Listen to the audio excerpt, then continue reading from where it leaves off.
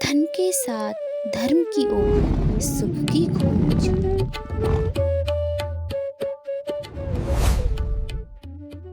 जय श्री राधे, जय श्री कृष्ण। सभी सुखी रहें, आनंद में रहें। बहुत सुंदर चर्चा है।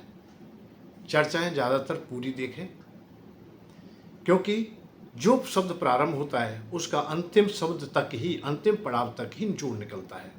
इसलिए आप लोग देखें, आपके जीवन में बहुत सार्थकता मिलने वाली है।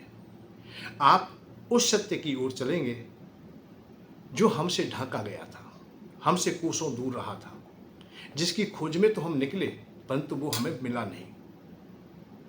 हम निरंतर चाहते रहे कि हमें सुख की डगर मिले, हमें वो शांति मिले या वो सत्य मिल जाए, परंतु वो सत्य नहीं मिला।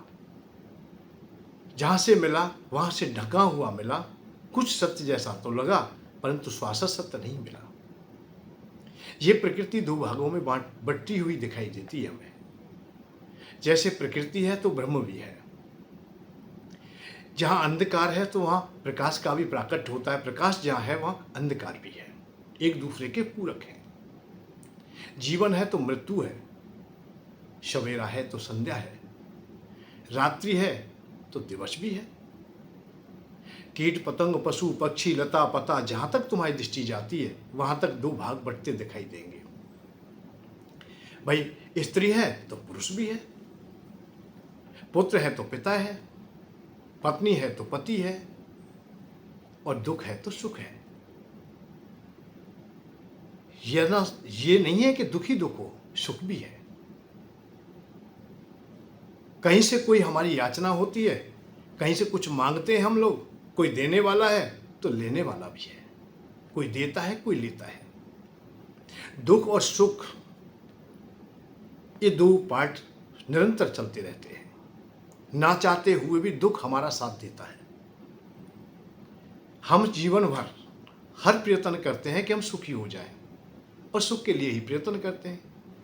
बचपने से लेकर के जवानी, जवानी से लेकर के पूरे जीवन और वृद्ध अवस्था तक और मृत्यु तक भी, और मैं तो यहाँ तक कहता हूँ मृत्यु पर्यंत तक भी हम सुख खोजते हैं कि मरने के बाद भी हमें आगामी जीवन हमारा अच्छा हो।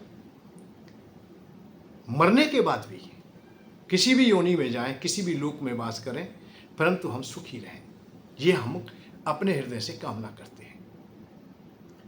परंतु दुख देवता कैसा है, कोई नहीं चाहता उसे। एक भी व्यक्ति हमें नहीं पाया कहीं भी, ना तो कीट में पाया, ना पतंग में पाया, ना पशु पक्षी लता पता देवता यक्ष गंधर्व मानव, जितनी भी योनियां हैं, किसी ने ये चाहा ही नहीं कि दुख मेरे पास आए, पीड़ा मेरे पास आए। आई है तो तिल मिला गए हैं।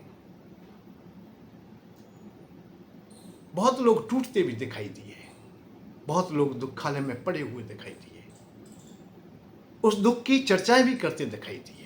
भगवान राम को वनवास होता है, भारी संकट सामने होता है, विवेक और धैर्य से काम लेते हैं तो उस संकट की घड़ियों को वो व्यतीत करते हैं। पर जहाँ चर्चा होती है वहाँ ये बात कहते हैं कि मैं पिता के वचन मान करके मैं राजपाट छोड़ के आ रहा हूँ, मैं सुख सुविधाओं को छोड़ के आ रहा हूँ, इस दुखालय में मैं पड़ा हूँ, तो मैं पिता के कहने से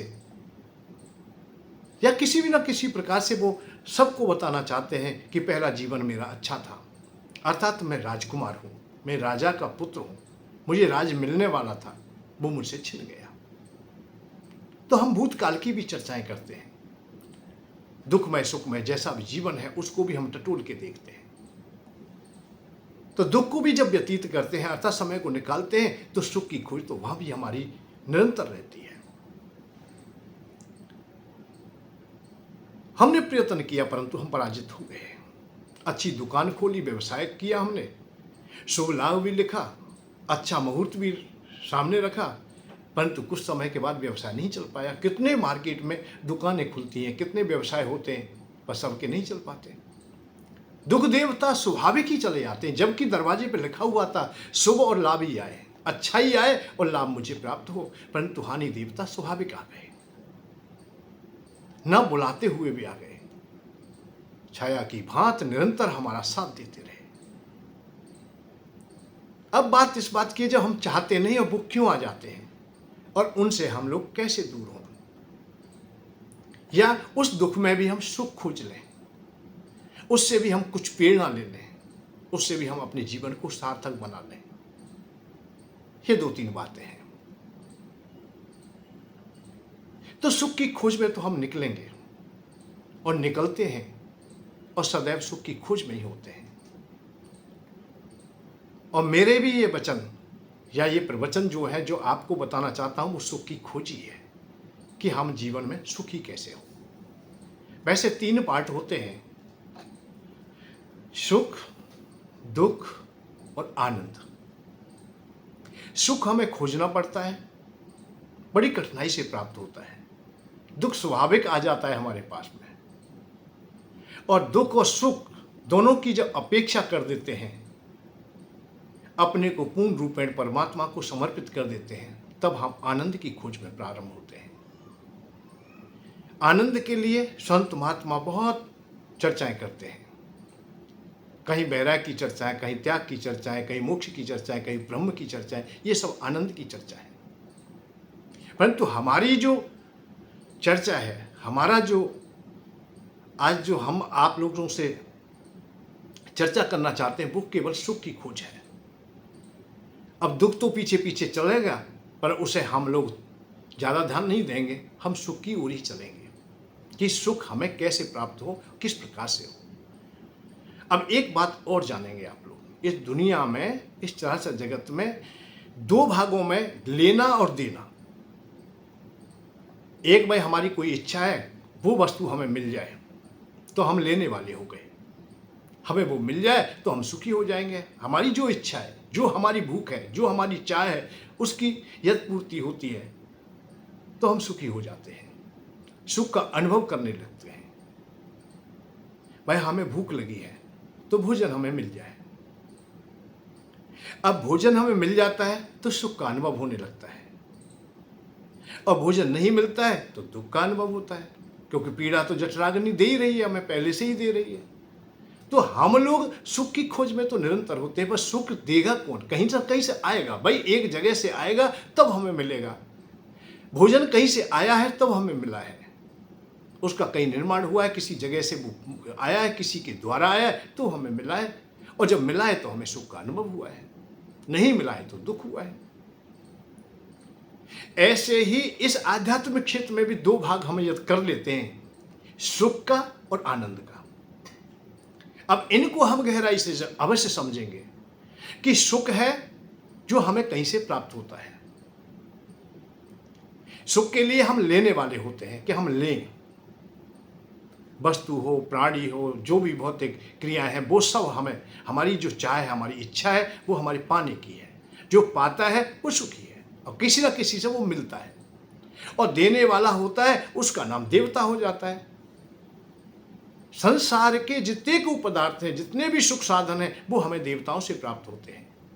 सूर्य भगवान है वो देने वाले हैं, चंद्रमाएं वो देने वाले हैं, वायु देवता हैं वो देते हैं, जल देवता हैं वो देते हैं, अग्नि देवता हैं वो देते हैं, हमें सब देवता देते हैं, कुबेर देवता हैं वो देते हैं, अश्विनी कुमार हैं वो देते हैं, धनवंतरी भगवान है वो देते हैं। तो जिस वस्तु की आवश्यकता है, हमें जिस भी भोग की आवश्यकता है, वो देने वाले देवता हैं और वो हमें देते हैं। और सुख का अनुभव तभी होता है हमें, जब हम देवताओं की कृपा प्राप्त कर लेते हैं, देवता हम पर कृपा करते हैं, अर्थात देवता हमें देते हैं। तो सबसे पहले सुख में जानिए आप लोग कि देवताओं की उपासना करनी होती है।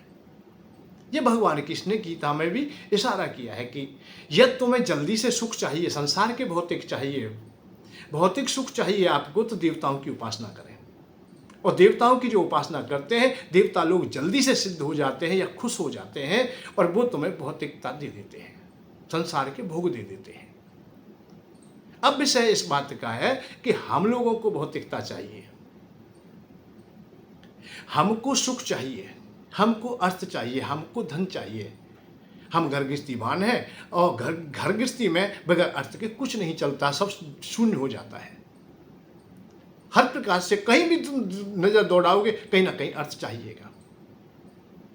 और अर्थ की व्यवस्था जब बिगड़ जाती है तो पूरे घर गृहस्थी की अवस्थाएं बिगड़ जाती हैं, हमारे जीवन की ही अवस्थाएं बिगड़ जाती हैं। तो अर्थ को पुष्ट करने के लिए हम कुबेर भगवान की उपासना करें, कुबेर भगवान की उपासना से जुड़े, जिससे कि हमारा अर्थ मजबूत हो, अर्थ हमारा पुष्ट हो।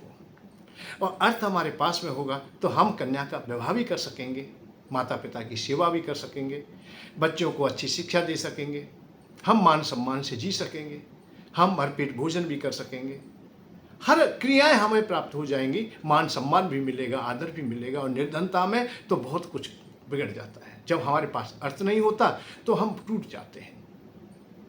निर्धनता दुखड़ा बड़ी, पातकी माने लोग। निर्धनता दुखड़ा बड़ी, पातकी माने लोग। पातकी तक मानने तक लगते हैं। पातकी का भाव है पापी, अपराधी। तो अपराधी हो जाते हो जब तुम्हारे पास धन नहीं होता है। अर्थात उसमें भी और एक और पीड़ा है, जैसे कह देते खाज में कोड़ और हो जाना, कि तुम ऋणी और हो किसी के, पैसा तुम्हें देना हो। उस अभाव में, उस अवस्था में आप लोग और टूट जाओगे। फिर तुम्हारा मन, चित्त, बुद्धि, शरीर सब अस्त व्यस्त हो जाएगा। तुम्हारा स्वास्थ्य भी ठीक ना रह पाएगा, मन भी सही प्रकार से काम ना कर पाएगा, बुद्धि विवेक भी तुम्हारा हरण हो जाएगा। हर समय भयभीत रहोगे, चिंतित रहोगे, परेशान रहोगे। और चिंता तुम्हें ऐसे दावे लेगी कि तुम जीते जी मरे के समान हो जाओगे। वैसे ऋणी तो मरे के समान कहा गया है। जब पातकी कहा है, पातकी का भाव ही यही है कि निर्धनता दुखड़ा बड़ी, पातकी माने लोग। पातकी जिससे कहा गया है वो दुखी है, वो अपराधी है, वो मरे के समान है। एक रोगी हो जो असाध्य रोग में पड़े होते हैं, वो भी मरे के समान है, और ऋणी व्यक्ति है वो भी मरे के समान है।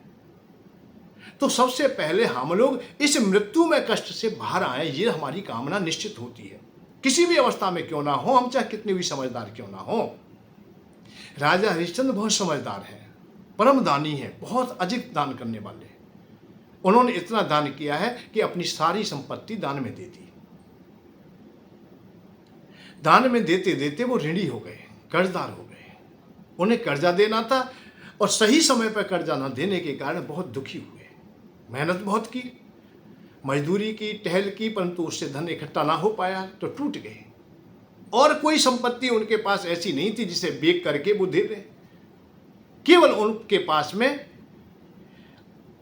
उनकी प्यारी पत्नी रह गई और एक पुत्र है छोटा, और स्वयं है। ये तीन ही प्राणी थे।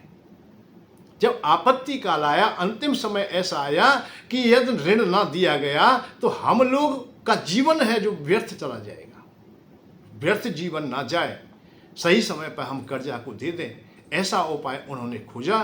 तो वो खोजते खोजते उस अवस्था पे चले गए जहां नहीं जाना चाहिए, कि उन्होंने अपनी पत्नी को भी बेच दिया जो धरोहर थी उनके पास, अपने पुत्र को भी बेच दिया और स्वयं को भी बेच दिया।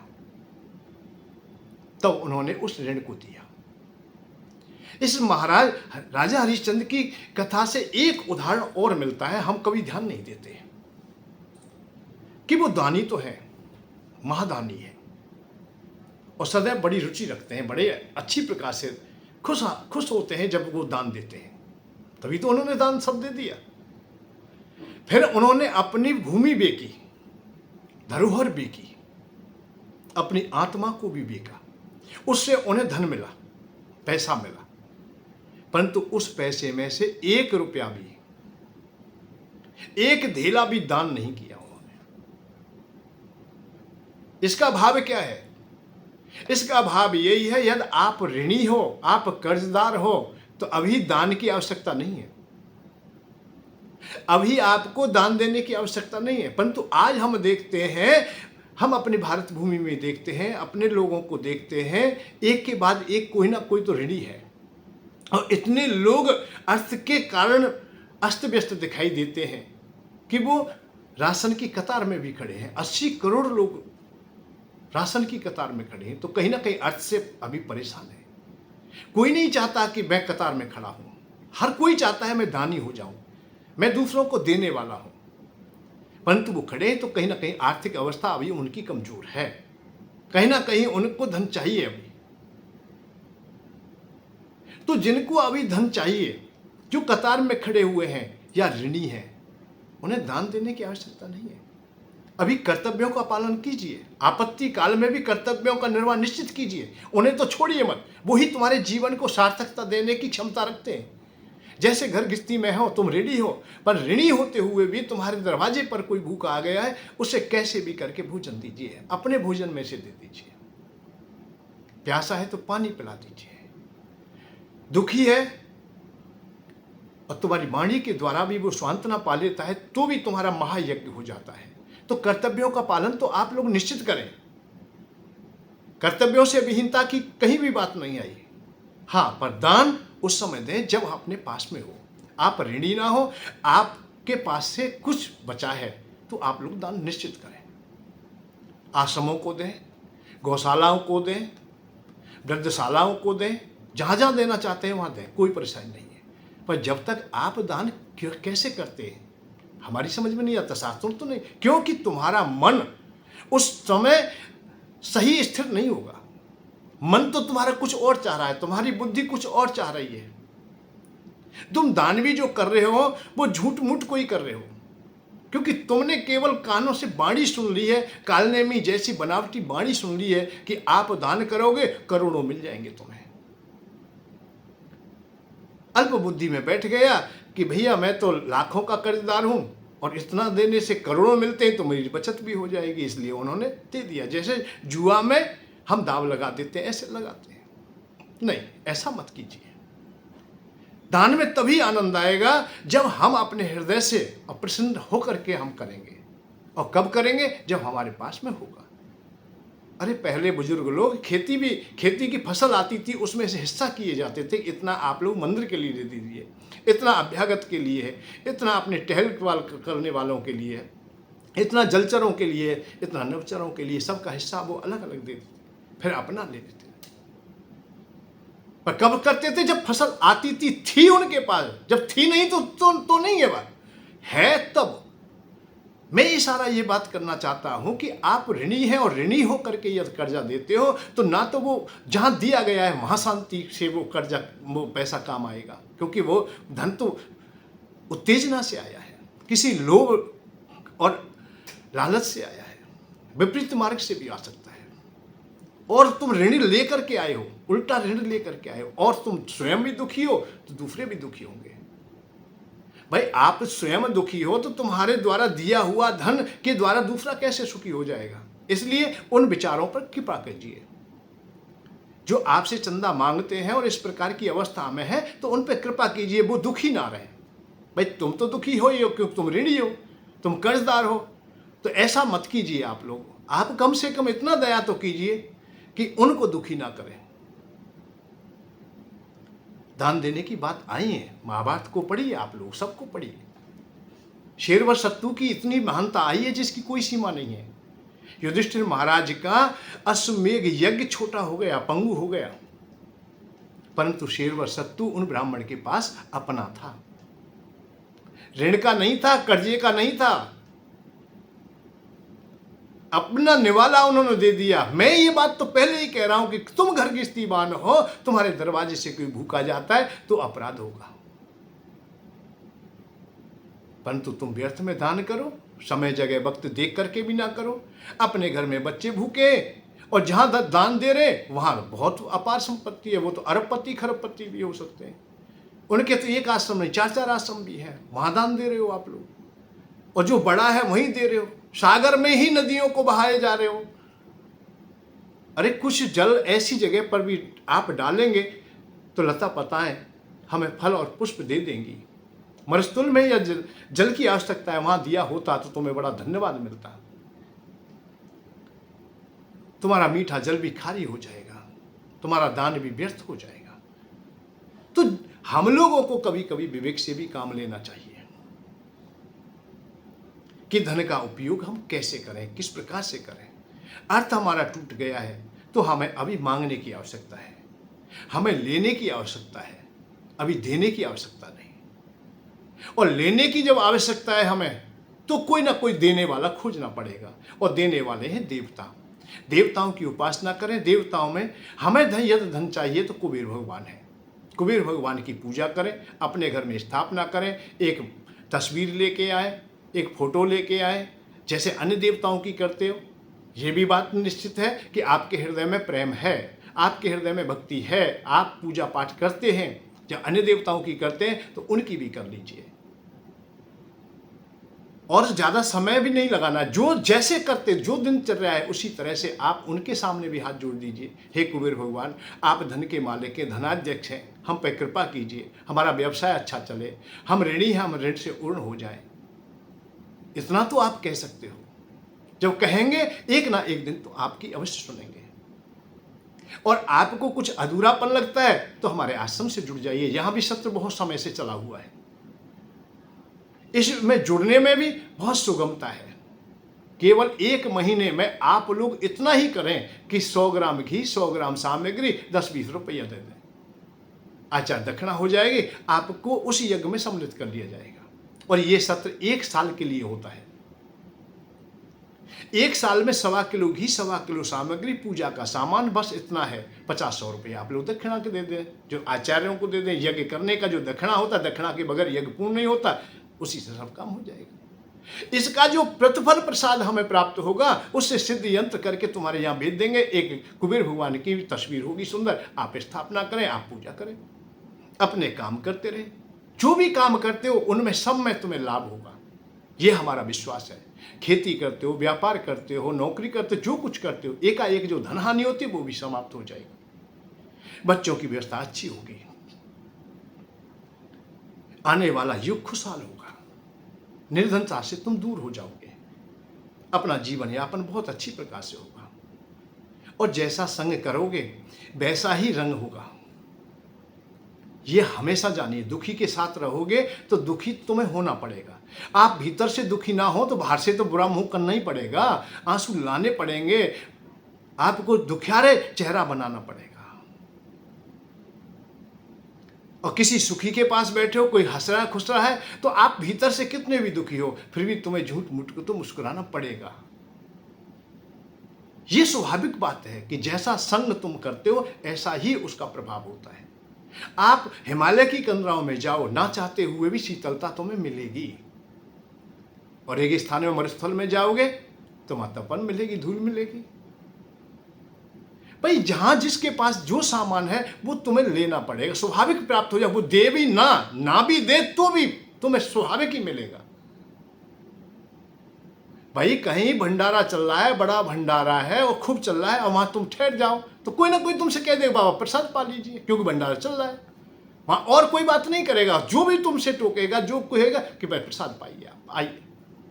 तो जो जहां जैसा है, ऐसे कुबेर भगवान के पास में धन है तो वो धन देंगे तुम्हें, चाहते हुए ना चाहते हुए जैसे भी धन दे देंगे तुम्हें। तो इसलिए कुबेर भगवान से जुड़िए। यह अर्थ चाहिए तो, और भौतिकता चाहिए तो और भी देवता है। स्वास्थ्य बढ़िया चाहिए तो धन्वंतरी भगवान की पूजा कीजिए, अश्विनी कुमारों की पूजा कीजिए। और ये कब तक करनी है? जब तक तुम भौतिकता चाहते हो, संसार चाहते हो, संसार से आप संतुष्ट नहीं होते।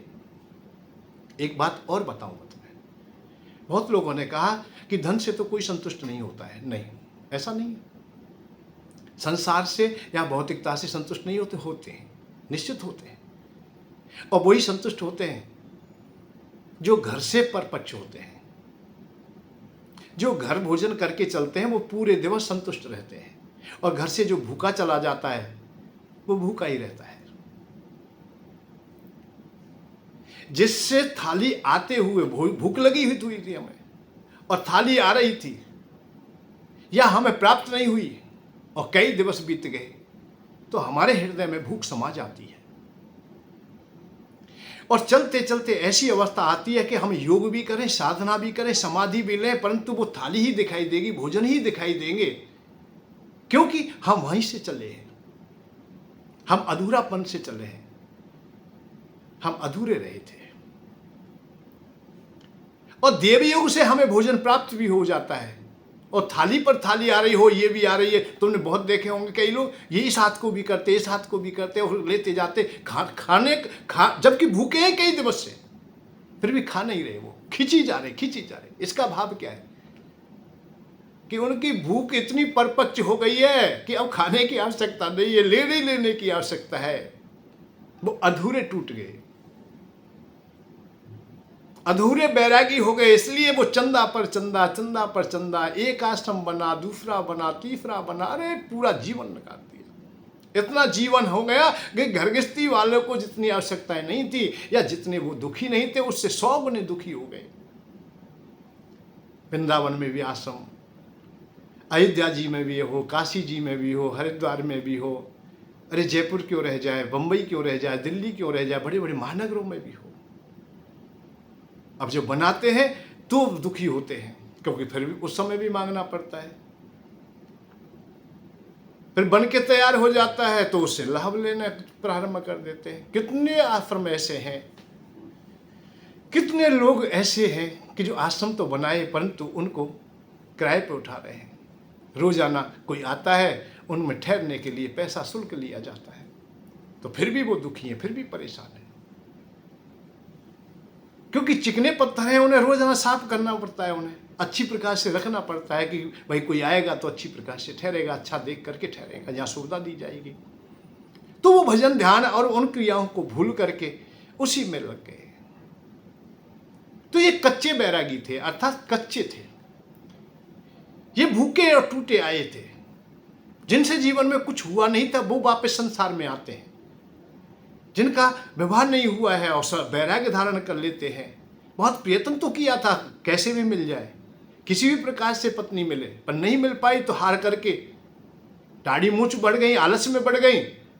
अब किसी ने सोचा कि ये सचमुच में संत हैं, किसी ने प्रणाम किया तो उसे आनंद आने लगा कि भैया मेरे तो दाढ़ी मूंछ बढ़ने से प्रणाम कर रहे हैं, तो वो झूठ मूठ कोई संत बन गया, मान के इससे तो मैं संत ही ठीक हूं। परंतु दृष्टि वही रहेगी, एक ना एक दिन जब काम कंचन और कामनी जब सामने आते हैं तो तिल मिला जाते हैं। कितने लोग वापिस होते देखे, घर गृहस्थी में आते देखे, विवाह करते देखे, या फिर अंत में थाने कचहरी में देखे, जेलों में देखे। ये क्या है? क्योंकि वो अधूरे थे, यदि पूर्ण होके जाए। अच्छा एक बात बताइए, जो वानप्रस्थ धारण करके गए हैं, जितने भी लोग राजा महाराजा कोई भी गए, जो वानप्रस्थी हुए, उनके पास तो कोई अवसर नहीं आई, ऐसा कहीं भी नहीं मिला है। जो क्रोध में, आवेश में, किसी कारण से बीच में भागे, जवानी में भागे, उनके पास अवसर आई। मैं ऐसे विश्वामित्र के पास में आई, मैंने कहा आई, क्योंकि वो एक ना एक कामना को साथ में लेके गए थे। आवेश में आकर हठयोग को उन्होंने साधा, पूर्णता से भोगों से संतुष्ट नहीं हुए थे, और उन कामना को लेकर ही तप किया है कि मैं इतना शक्तिशाली हो जाऊं और इतना बलशाली हूं, जो सबसे सर्वश्रेष्ठ जो तेज है ब्रह्म बल मुझे प्राप्त हो जाए। तो वैराग्य जहां लिया था, कहीं ना कहीं वो टूट गया। मेनका को उन्होंने पत्नी के रूप में स्वीकार कर लिया, उसका परिणाम हुआ शकुंतला उनकी पुत्री हो गई, जो दुष्यंत महाराज के लिए विवाह होता है और भरत जैसा पुत्र होता है।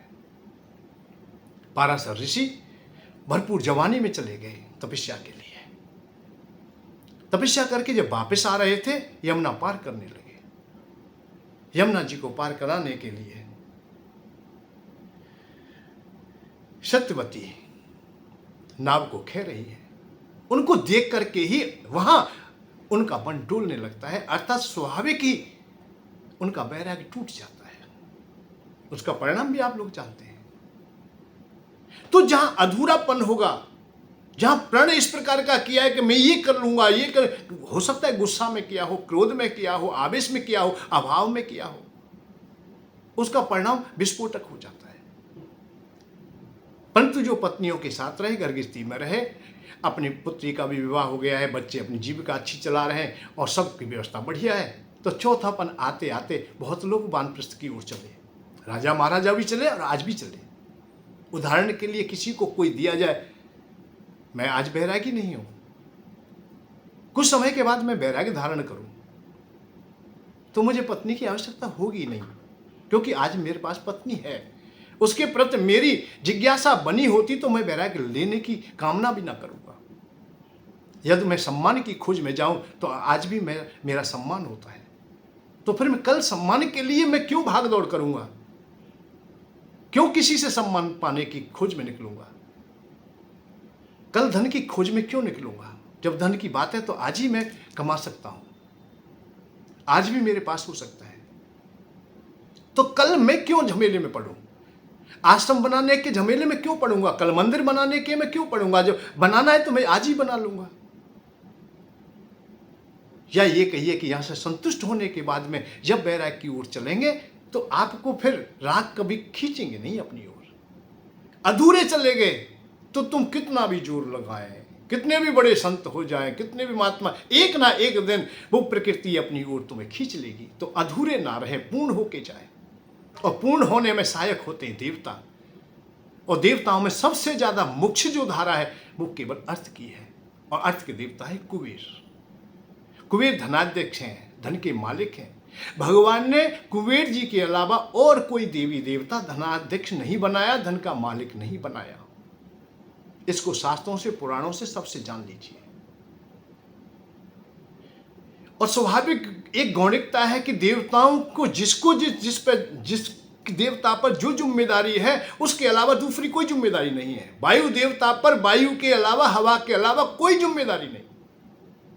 अग्नि देवता पर अग्नि की है, वरुण देवता पर जल की है। जिस जिस देवता की जो जो जिम्मेदारियां हैं उनको वे निर्वाह करते हैं।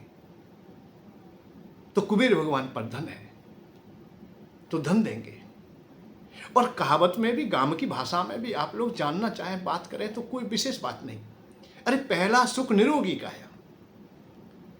पहला सुख क्या है? कि निरोगी काया हो, हमारी देह अच्छी हो। भाई स्वस्थ होंगे आप लोग, स्वाभाविक ही सुंदर होंगे। रोगी होंगे तो कुरूप हो जाएंगे। आपकी देह सुंदर कब होगी? जब रोग ना होगा, रोग के साथ में शोक भी ना हो, अर्थ आदि का कोई अभाव ना हो, भोजन अच्छा मिलता हो, चारों ओर ठीक हो, किसी का ऋण ना हो, तो आप शोक में भी ना होंगे। मन बुद्धि चित्त तुम्हारी बढ़िया रहेगी। तो पहला सुख निरोगी काया। निरोगी काया के लिए क्या प्रयत्न करें? भाई आप लोग सुबह प्रातः जल्दी जगें, कुछ व्यायाम करें, अच्छा खाएं, अच्छा काम करें, और जो धन्वंतरी भगवान है उनकी पूजा अवश्य करें, उनसे प्रार्थना करें कि भगवान हमें आरोग्यता प्रदान करें, निरंतर हम स्वस्थ रहें, एकाएक ऐसे अस्वस्थ ना हो जाए कि हमारा जीवन ही मृत समान हो जाए। जब तुम्हारा स्वास्थ्य बढ़िया रहेगा, अच्छा रहेगा, तो आप लोगों का काम में मन लगेगा। और काम में मन लगेगा, जो भी काम करते हो, जो भी व्यवसाय करते हो, जो भी जीविका के साधन है, उन्हें अच्छी प्रकार से करोगे, रुचि से करोगे, तो उनसे जो प्रतिफल प्राप्त होगा वो अर्थ होगा, अर्थात पैसा होगा, धन होगा। और धन तुम्हारे पास होगा तो खुशियां आएंगी, खुशियां आएंगी तो चारों ओर आनंद ही आनंद है। एक दूसरे के पूरक है। शरीर भी तुम्हारा स्वस्थ तब है जब तुम्हारे पास अर्थ है। अच्छा, अर्थ ना हो, स्वस्थ ही स्वस्थ हो, बढ़िया पहलवान हो आप लोग, तो मैंने बहुत देखे हैं अर्थ के अभाव में वो फिर वजन उठाते ही घूमते हैं, फिर फावड़ा ही चलाते हैं, वो शक्ति से फिर फावड़ा ही चलाते हैं, बहुत जल्दी टूट जाते हैं। अर्थ नहीं होता है तो इतनी खुराक भी नहीं मिल पाती है, इतना अच्छी भोजन नहीं मिलता, आराम नहीं मिलता है, जल्दी से वो शरीर टूट जाता है। तो इसलिए अर्थ बहुत सहायक है, अर्थ अति आवश्यक है। अर्थ ना होगा तो तुम्हारा जीवन व्यर्थ हो जाएगा, और व्यर्थता कहां तक बढ़ जाए कि अनर्थ भी हो जाए, यहां तक भी आ जाए। भाई सामर्थ्य भी तुम में तब होगी जब तुम्हारे पास अर्थ होगा। जब आप लोगों के पास अर्थ भी है और सामर्थ्य भी है, तो फिर तीसरी गति तब प्रारंभ होगी कि अब आप लोग निवृत्ति की ओर भी चले। निवृत्ति वैसे स्वाभाविक गुण है, प्राणे के बाद में निवृत्ति प्रारंभ हो जाती है। भोजन तुमने किया है तो भोजन तुम्हारे पेट में पहुंच गया, वो पचेगा भी, और पचने के बाद निवृत्ति की ओर आ जाएगा, विसर्जन की ओर आ जाएगा। स्वाभाविक है ये बात। यदि निवृत्ति नहीं करते हो, अर्थात विसर्जन नहीं करते हो आप लोग, तो वो रोग पैदा कर देगा, आपको वहां भी परेशानी होगी। फिर निवृत्ति अनिवार्य, देना अनिवार्य है। जो लिया है तो देना अनिवार्य है। ऐसे धन संपत्ति तुम्हें प्राप्त हुई है, एक दिन छोड़नी है। ये देह तुम्हें प्राप्त हुई है, ये छोड़नी है। फिर छोड़ने में आप लोग लगेंगे। पहले हम पाने में लगे, फिर हम छोड़ने में लगे। छोड़ने में भी उतना ही तुम्हें सुख मिलेगा, आनंद मिलेगा। अब यही बात तो समझने की है। अधूरे छोड़ने की बात होती, भाई मृत्यु भी हमारे अधूरे जीवन में आ जाए तो कष्टदायी होगी, और पूर्णता जीवन पाकर के मृत्यु आती है तो आनंद देगी। जय जयकार होंगे, सब लोग सराहेंगे, सब लोग अच्छा लगेंगे, और हमें भी अच्छा लगेगा उस समय मरते हुए, क्योंकि हमारे हृदय में कोई वेदना नहीं होगी, ना तो पत्नी की चाह होगी, ना पुत्र की। जब सब व्यवस्थाएं अच्छी हैं तो कोई परेशानी नहीं। परेशानी कब है? जब व्यवस्थाएं भंग हो रही हैं। अभी छोटे छोटे बच्चे हैं, अभी जवान पत्नी है, पत्नी को भी हमारी आवश्यकता है, हमको भी उनकी आवश्यकता है। हमें काम का जो संग मिलता है उससे हमें सुख और आनंद का भी अनुभव होता है। तो हमारी भोगों की इच्छा है, और उस समय हमसे भोग छीने जाए, हमसे प्राण छीने जाए, देह छीनी जाए, तो उस समय हमें कष्ट होगा। पर जब परपक्ष हो जाएंगे फिर हमें कोई कष्ट नहीं होगा। ये स्वाभाविक बात है। फल पकने के बाद में स्वाभाविक टूट जाता है या वृक्ष को छोड़ देता है।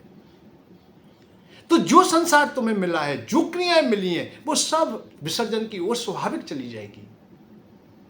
परंतु जब हमें अभी आवश्यकता है, अति आवश्यकता है, उस समय हमें चाहिए, उस समय हमसे कोई छीने तो हमें कष्ट होगा। तो हम गृहस्थी में रह रहे हैं, हम अभी बच्चों का पालन कर रहे हैं, हमारे कर्तव्य अभी पूरे नहीं हुए हैं, तो हम वैरागी कैसे हो जाएं? हम वैराग की बात कैसे सुन रहे हैं?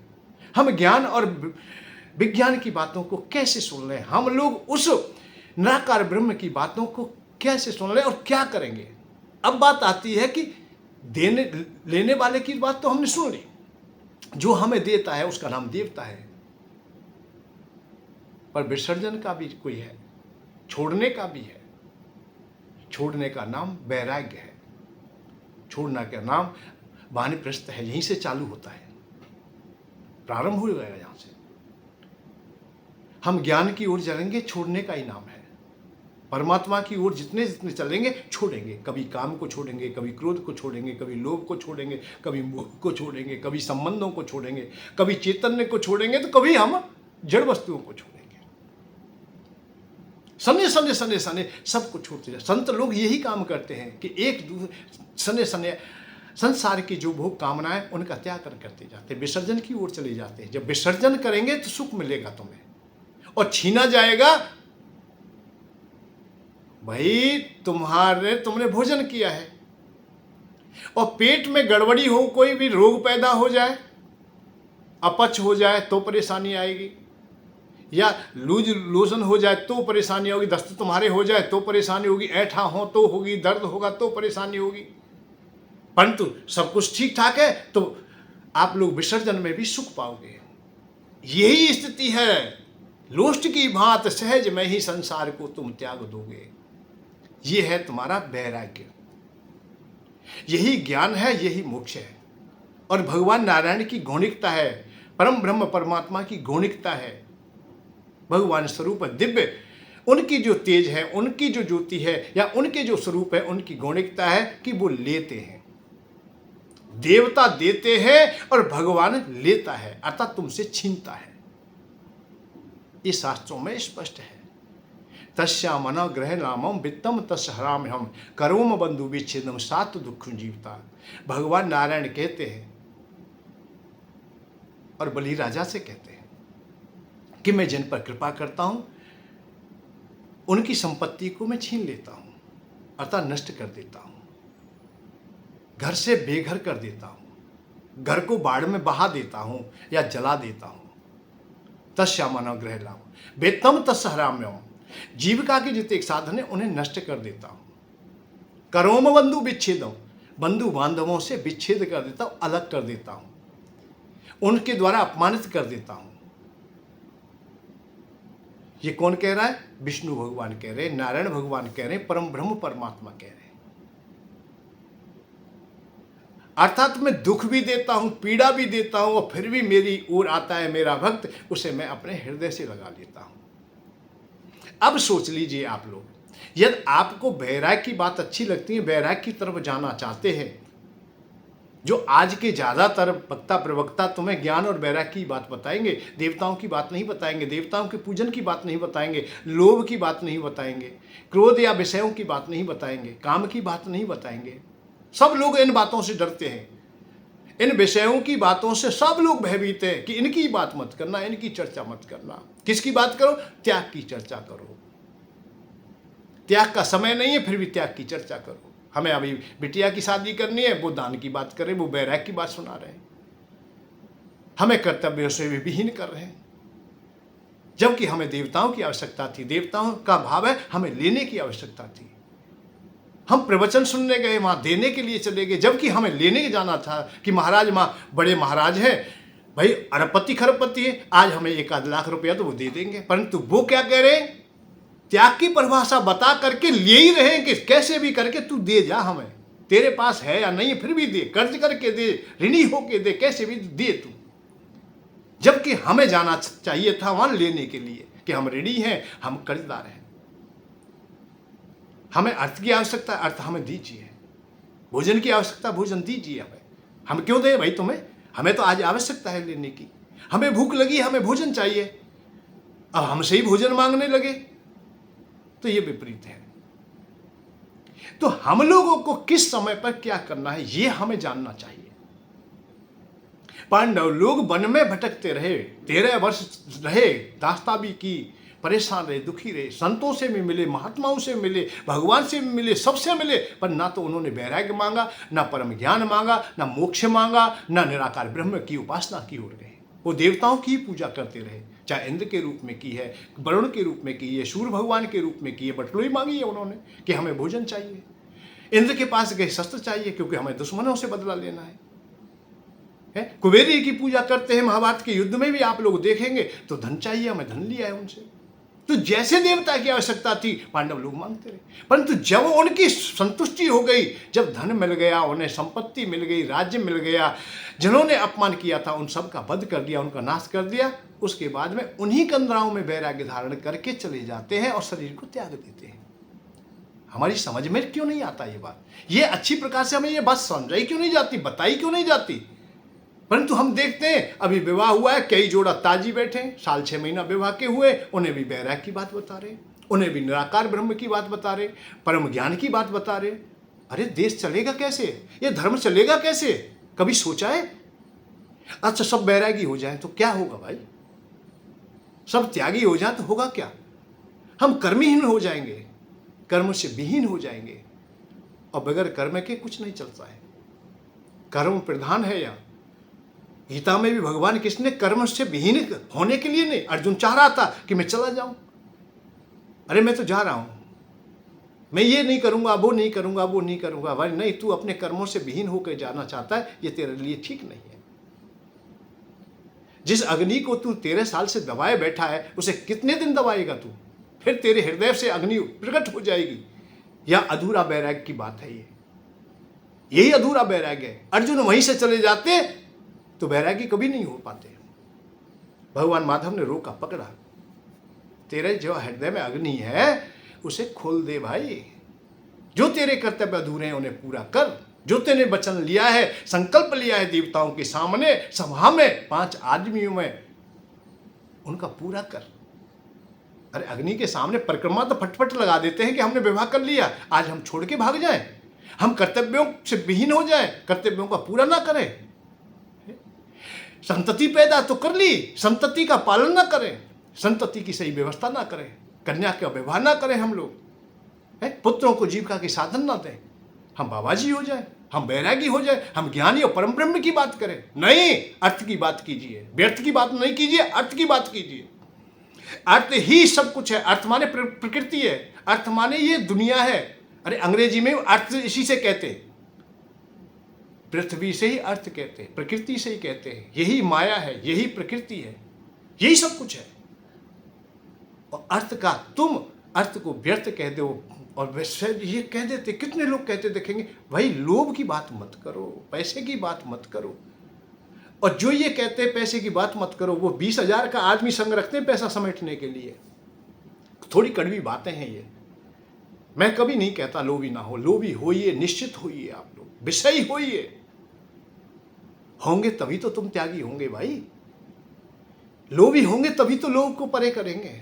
अब लोभी हुए नहीं, पैसा कभी मिला नहीं, अभाव पूरा हुआ नहीं, आवश्यकताओं की पूर्ति कभी हुई नहीं, तो तुम ऐसे लोभी बने रहोगे कि ऐसी दुर्गति में चले जाओगे, तुम कहीं के ना रहोगे। लोभ कीजिए, केवल मेरी शर्त तो एक ही है और शास्त्रों की भी है कि लोभ में अंधे ना हो। बस यही ध्यान रखना कि लोभ में अंधे ना हो, मर्यादा तोड़ने वाले ना हो, कामी रहें, खूब कामी हो, कोई परेशानी नहीं। पत्नी है तुम्हारी, उसकी भी इच्छा है पत्नी भ्रता बने, एक दूसरे पर परम विश्वास हो, एक दूसरे से परम प्रेम कीजिए, बहुत प्रेम कीजिए, पर काम तुम्हारा विपरीत ना हो, मर्यादाहीन ना हो, असमय का ना हो, सही समय का काम हो।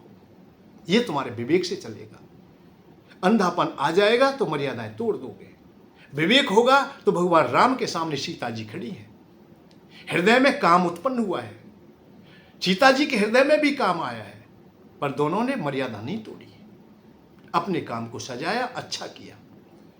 ऐसी अवस्था में यदि मर्यादाएं तोड़ते तो हरण करके भाग जाते। कौन धनुष की बात करेगा, कौन राजा नहीं पहले ले ले हमसे, हो सकता है पहले ही शर्त पूरी कर दे तो हम तो रह जाएंगे, इसलिए पहले लेके भग दो। इस जगह रावण होता, रावण क्या करता? क्योंकि वो कामंध है, वो मर्यादा तोड़ने वाला है। तो जब विषयों में मर्यादाएं टूटती हैं, उनको मानव नहीं माना जाता, अमानव हो जाते हैं। मानवता तुम्हारी तब तक श्रेष्ठ है जब तुम मर्यादा वाले हो। तो विषयों को खूब रखिए, कोई परेशानी नहीं है। कोई विषयों को बुरा कहता हो तो समझिए कि ये अंधा है विषयों में, ये विषयों के बारे में जानता नहीं है, ये अपनी चोरी को ढांक रहा है, केवल अपने लोभ को ढांक रहा है, अपने काम को ढांक रहा है।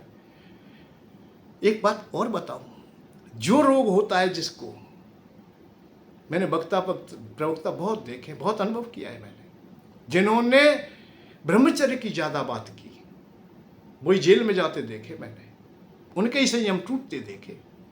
जो त्याग की परिभाषाएं बताने वाले देखे, वो चंदा मांगते देखे, वो लोभी देखे, एक आश्रम के बाद और अनेकों आश्रम बनाते देखे। ये बड़ी विचित्र स्थिति है, जहां उल्टा चल रहा है।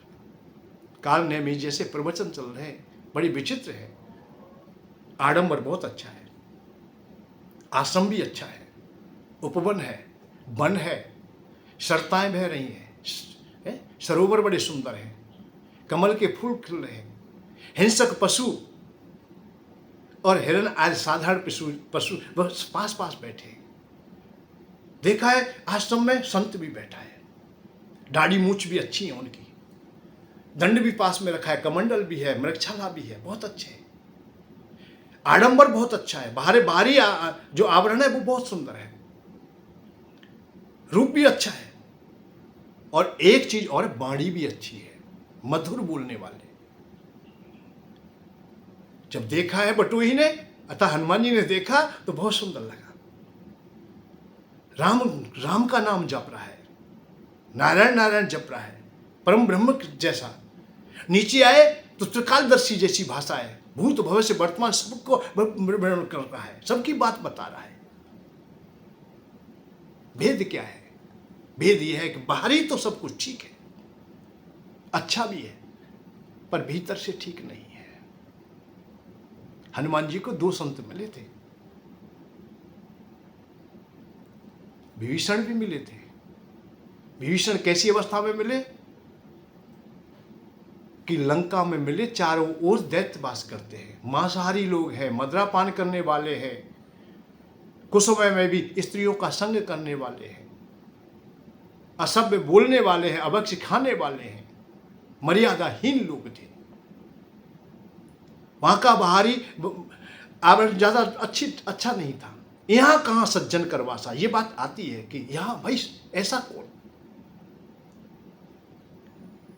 परंतु वहां देखा, वहां ठहरे। क्यों ठहरे?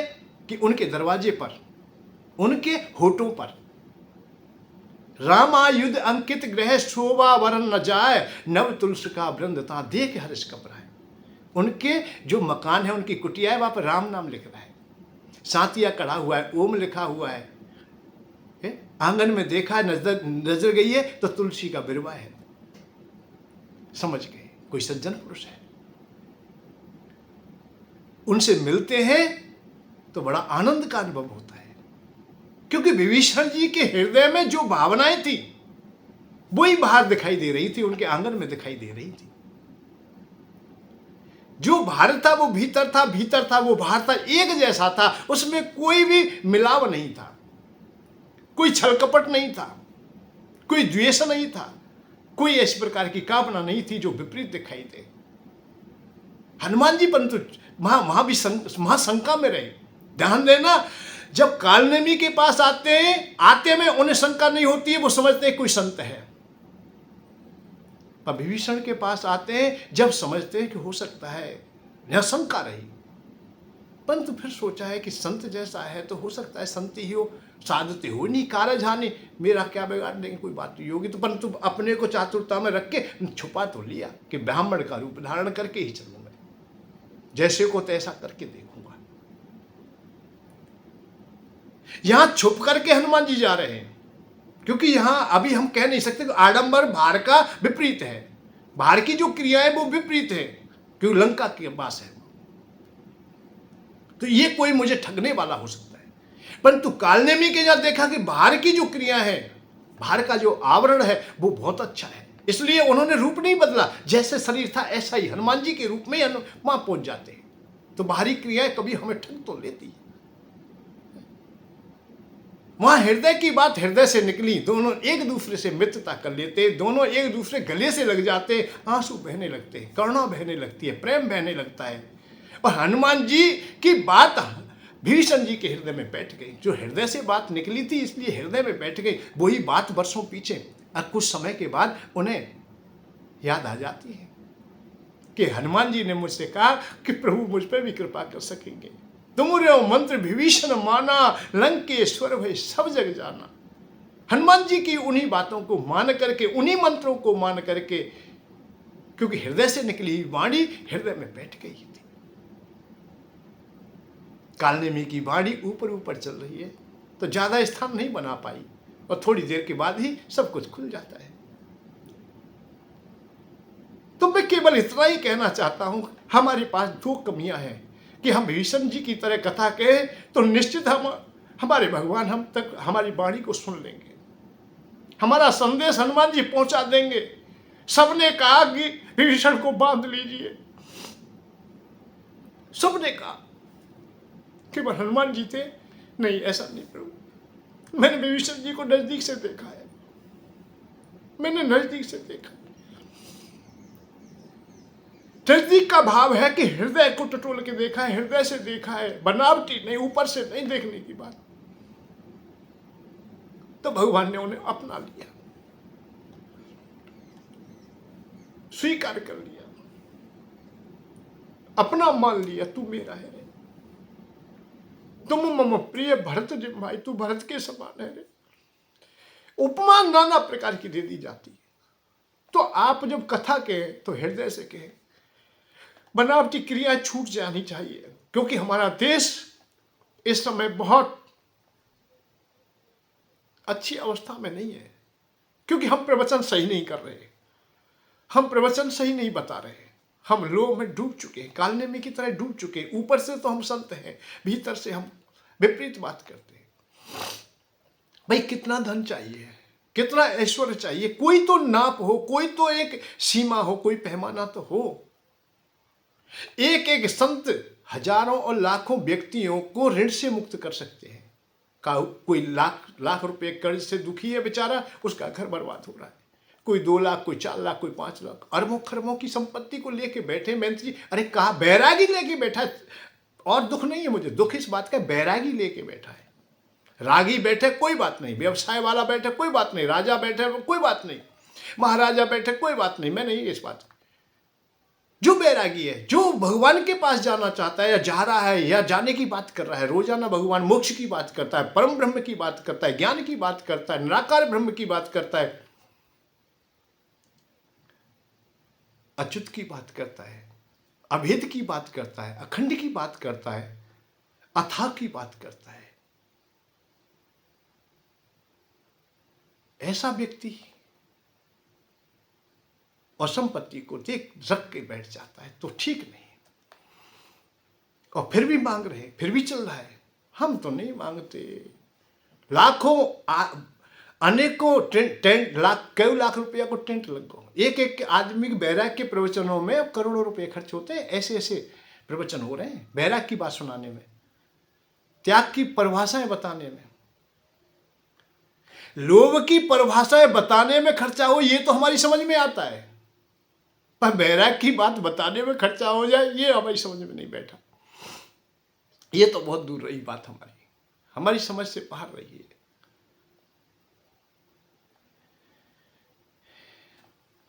फिर त्याग में क्या खर्चा है? कितना भारी धन व्यय होता है इधर से उधर। उस धन का सदुपयोग हो जाए, अपनों के बीच में बट जाए, एक दूसरे की सहायता कर दें। हम ये भी ना बता पाए, हम अपनी समाज को इतना भी पुष्ट ना कर पाए, बड़े अधूरे रहे कि अपने माता पिता की तू सेवा कर लेना। इसीलिए आज हम देखते हैं वृद्धाश्रम बहुत खुल रहे हैं और वही वक्ता प्रवक्ता खुल रहे हैं जो प्रवचन करते हैं। प्रवचन नहीं करता है वो खोल ले तो हो सकता है मेरी समझ में आ जाए कि उन्होंने किसी को दुखी देखा और उन्होंने अपने यहाँ एक स्थान बना लिया कि भाई वृद्धजनों की मैं सेवा करूँगा।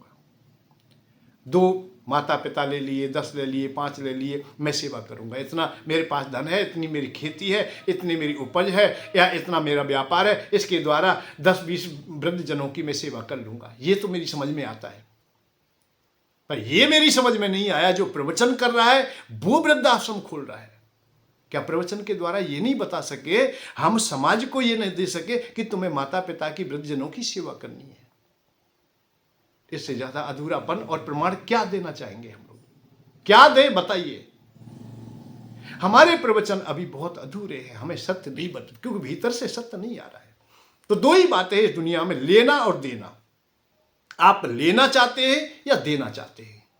लेना चाहते हैं तो देवताओं की पूजा कीजिए, कुबेर भगवान की पूजा कीजिए, वरुण देवता की पूजा कीजिए, धनवंतरी भगवान की पूजा कीजिए। जो तुम्हें विषय चाहिए, जो चाहिए, धन चाहिए तो उनकी कीजिए।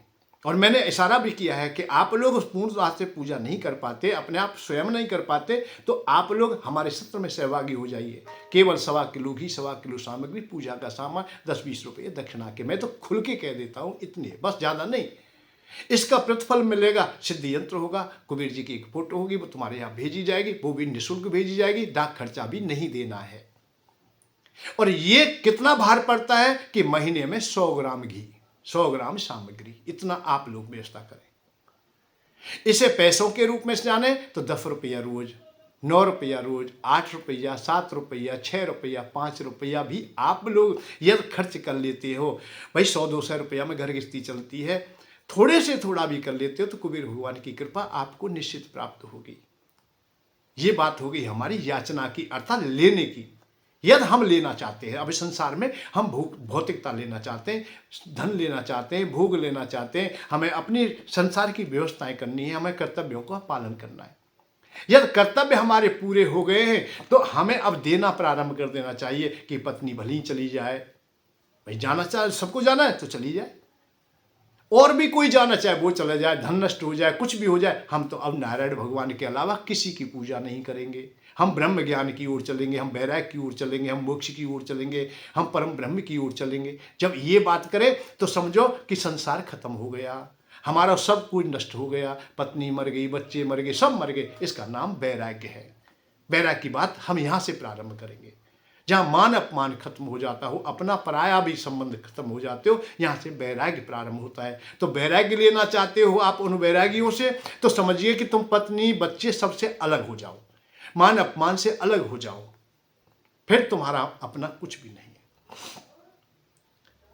और यदि अब अभी आप लोग चाहते हो कुछ, तो भैया कुबेर भगवान की उपासना से जुड़, देवताओं को सत्य शास्त्र जानिए और अपने जो निहित कर्म है उन्हें करते रहिए। जो काम है तुम्हारे धन के उपार्जन के जो साधन है उनको पुष्ट कीजिए। बगैर कर्म के तो ना देवता देंगे तुम्हें, ना भगवान देंगे, कोई नहीं देंगे। इसलिए कर्म को हमेशा सुरक्षित रखिए। जय श्री राधे, जय श्री कृष्ण।